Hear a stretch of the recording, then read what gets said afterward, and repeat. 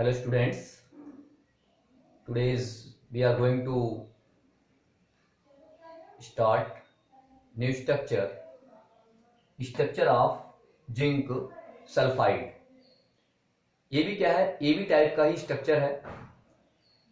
Zinc sulphide की संरचना दो प्रकार की होती है। जिंक सल्फाइड जो है इसकी दो प्रकार की स्ट्रक्चर होती है। एक होती है जिंक वोल्टाइज और दूसरी क्या होती है, जिंक ब्लेंडी। जिंक ब्लेंडी टाइप तो हम लोग जो डिस्कस करेंगे, हम लोग जो स्ट्रक्चर यहां पर करेंगे वो क्या करेंगे, जिंक ब्लेंडी टाइप की। वोल्टाइज बाद में एक्सप्लेन हम लोग करेंगे, ये आपके सिलेबस में भी है, 12th में जिंक ब्लेंडी टाइप की स्ट्रक्चर है। तो जिंक ब्लेंडी टाइप स्ट्रक्चर में इसका मतलब क्या हुआ, जिंक सल्फाइड जो है अगर हम इसको आयनाइज करें तो यहां पर क्या आ जाएगा, 2 पॉजिटिव आ जाएगा और सल्फाइड पर क्या होगा, 2 नेगेटिव चार्ज होगा। यानी इनमें जो धनायन और ऋणायन का जो अनुपात है वो क्या है, 1:1 है। तो क्या क्या इसके पोस्टुलेट्स होते हैं। सबसे पहले इसकी जो स्ट्रक्चर होती है वो क्या होती है, सीसीपी या एफसीसी टाइप, यानी फलक केंद्रित या घनीय क्यूबिक सेंटर्ड क्लोज पैकिंग, घनीय समृद्ध संकुलित संरचना या फलक केंद्रित घनीय समृद्ध संकुलन संरचना इसमें पाई जाती है। इसलिए इसमें जो दूसरा पॉइंट होगा इसमें कि जो पैकिंग जो बनाते हैं, फलक केंद्र हमको पता है क्या होता है, एफसीसी का मतलब क्या है, यानी जो घटक कण होंगे वो कहां होंगे, घटक कण होंगे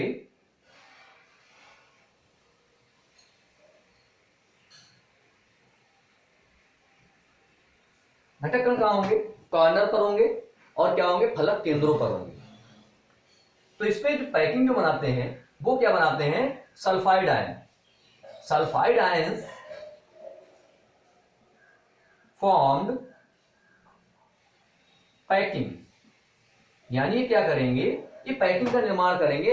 मतलब क्या हुआ, जो सल्फाइड आयन है ये कहां होंगे, कॉर्नर्स पर होंगे, यानी 8 कोनों पर होंगे और कहां होंगे, फलक केंद्रों पर होंगे। तो सल्फाइड आयन हमारे कहां, नेक्स्ट पॉइंट हो जाएगा, सल्फाइड आयन कहां होंगे, कॉर्नर्स पर और फेस सेंटर्ड, कॉर्नर्स पर और फेस सेंटर्ड यानी फलक केंद्रों पर होंगे।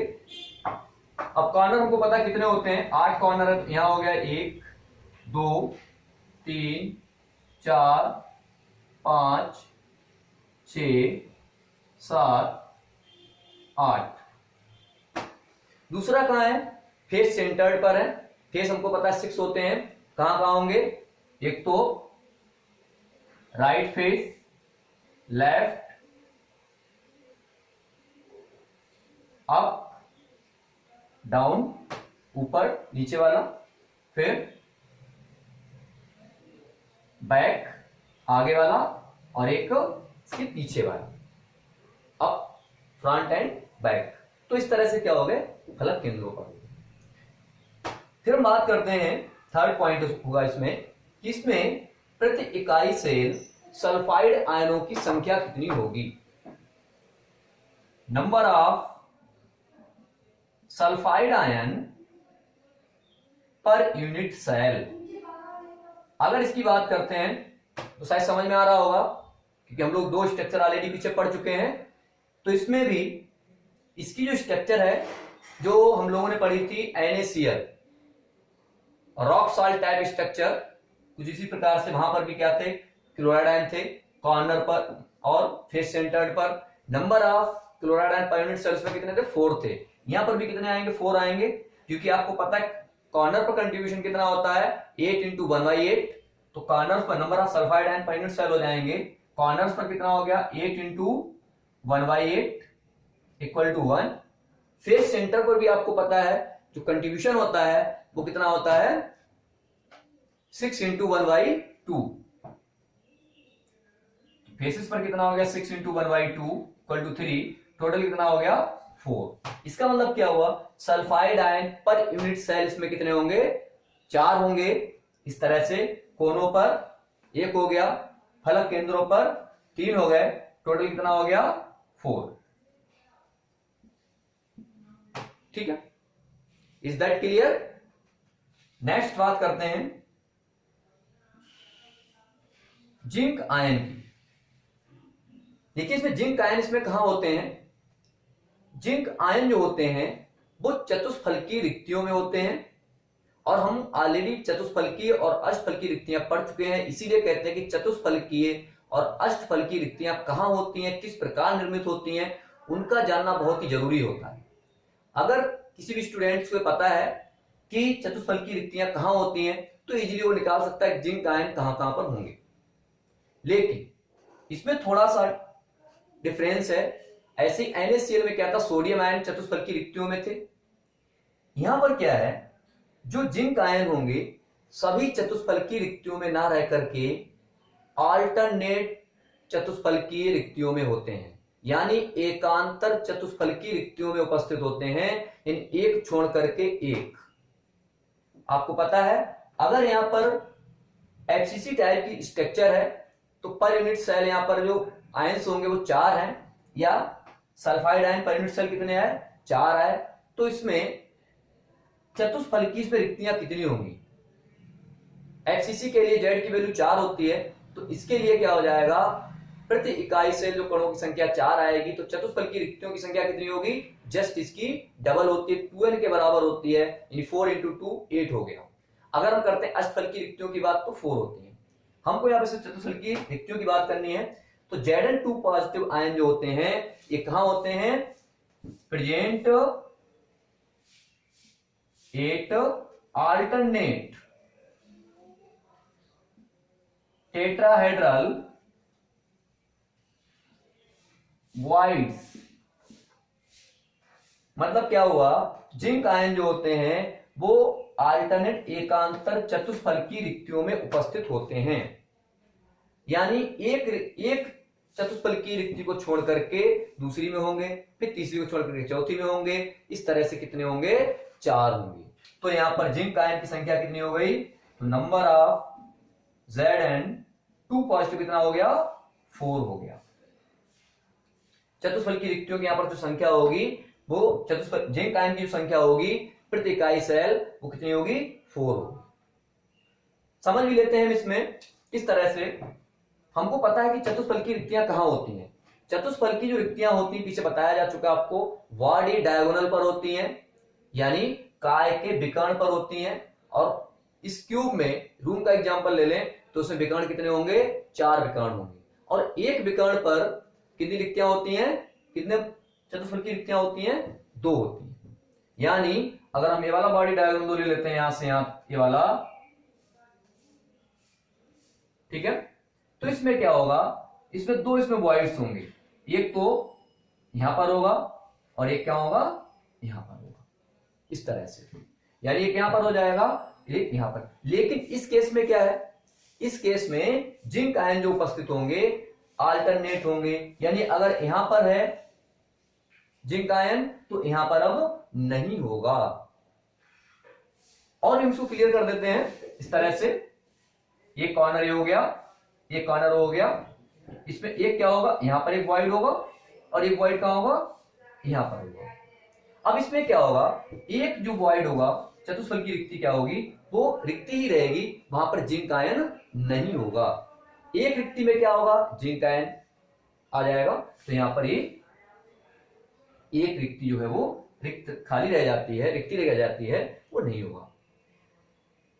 तो इसमें जिंक आयन जो हो गए वो प्रति इकाई सेल कितने हो गए 4 हो गए। 5 पॉइंट देखिए, नेक्स्ट पॉइंट 5th, प्रति इकाई cell number of ZnS per unit cell. बहुत इजी है, सभी स्टूडेंट बता सकते हैं कि जिंक आयन कितने हो गए 4, सल्फाइड आयन कितने हो गए 4, तो प्रति इकाई सेल ZnS की संख्या कितनी होगी, ये भी क्या होगी 4 होगी, क्या हो जाएगी 4। नेक्स्ट है इसमें 6 पॉइंट कोऑर्डिनेशन नंबर की बात करते हैं, यानी कि इसमें प्रति इकाई जिंक आयन और सल्फाइड आयन दोनों की जो समन्वय संख्या है वो कितनी होगी। इसमें दोनों की जो समन्वय संख्या जो होती है वो क्या होती है, 4 होती है। जिंक आयन का मतलब क्या हुआ, Zn+2 आयन जो होगा वो 4 सल्फाइड आयन से घिरा होगा, और सल्फाइड आयन जो होगा वो 4 जिंक आयनों से सराउंड होगा, घिरा होगा। Is that clear? यानी यहां पर मैंने क्या है, कॉर्नर पर और फेस सेंटर पर क्या है, यहां पर जिंक आयन, सॉरी हाँ, यहां पर सल्फाइड आयन है कॉर्नर और फेसेस पर। तो अगर मैं कोई दो ले लेते हैं, इसको मान लिया ले लिया, तो ये क्या होगा, ये जो है 4 सल्फाइड आयनों से घिरा होगा। सॉरी, ये जो सल्फाइड आयन होगा, H2 नेगेटिव आयन जो होगा, ये क्या होगा, 4 Zn2 पॉजिटिव आयन से घिरा होगा। यानी किस तरह से, एक तो यहां पर हो गई एक, फिर एक ऐसी इधर बनेगी चारों डायरेक्शन में, एक इधर, एक इधर, इधर, X Y Z इधर जाएगा, एक इधर जाएगा, ये क्या हो गया, और ये क्या होगा, इसके बैक साइड में होगा। तो इस तरह से क्या होगा, ये 4 जिंक आयनों से जुड़ा होगा। सेम इसी तरह से जो इसमें जो बॉइड्स होता है, जो Zn2 पॉजिटिव जो होता है, ये भी क्या होता है, 4 सल्फाइड आयनों से जुड़ा रहता है। अगर हम इसकी तो बात करते हैं तो कितने 4 से जुड़ा होगा, एक स्पेस सेंटर वाला हो गया, एक इधर कॉर्नर का, एक इधर कॉर्नर का, और एक इधर इस कॉर्नर से। तो इस तरह से क्या होगा, ये 4 सल्फाइड आयनों से जुड़ा होगा जिंक आयन। तो दोनों का जो कोऑर्डिनेशन नंबर होगा, दोनों की जो समन्वय संख्या होगी वो कितनी होगी, 4 होगी। तो नेक्स्ट पॉइंट हो जाता है कोऑर्डिनेशन नंबर।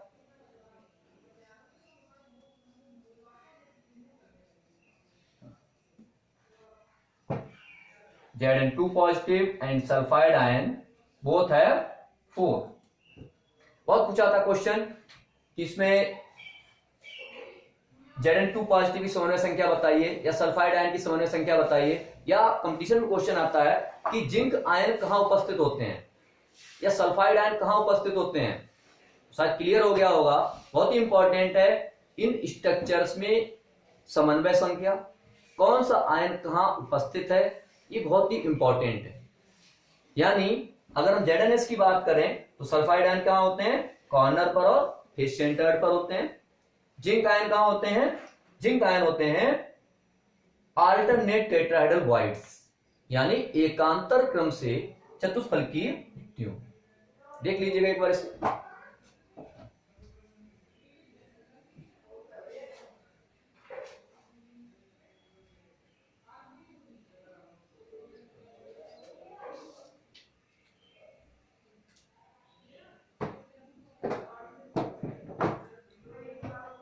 ओके, नेक्स्ट इसमें एक लास्ट पॉइंट है कि इसमें जो कैटाइन और एनाइन का जो रेडियस रेशियो होता है वो कितना होता है, 0.40।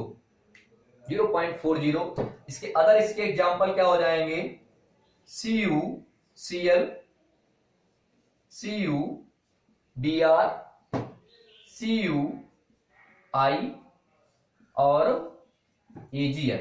यानी CuCl, CuBr, CuI, AgI की स्ट्रक्चर भी क्या होती है, जिंक ब्लेंडी के समान होती है, ZnS के समान होती है।